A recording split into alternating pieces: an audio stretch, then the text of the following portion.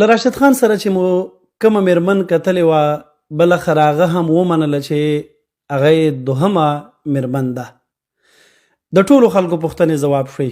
وروسته له 2-3-4 ورځو کله چې د راشد خان د بنسټ په پرانیسته کې له هغه سره یوه انجلۍ، هغه سره یوه میرمن ولیدل شوه، یوه پښتنه خور ولیدل شوه، نو څو ورځې پرته له دې چې په د خیریه بنسټ او بیا د راشد خان غوندې د یو انسان لخوا د دغه لوی بنسټ په ایجاد ګټو اهمیت باندې وغږېږو، نو درګرده ټوله میډیا په دې مصروفه وه چې راشد خان سره انجلۍ څوک وه.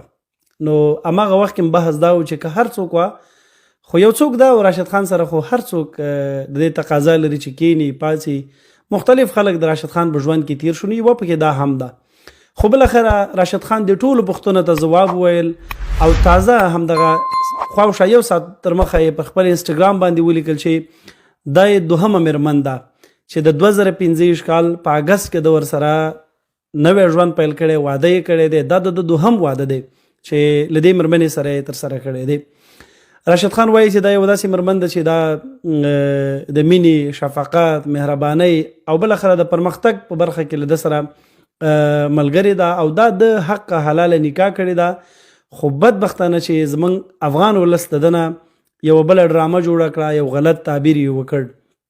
نو راشد خان ته د دغه واده مبارکي هم وایو او الله دې په ژوند کې ډېرې خوښۍ، ډېرې خوشحالۍ راولي.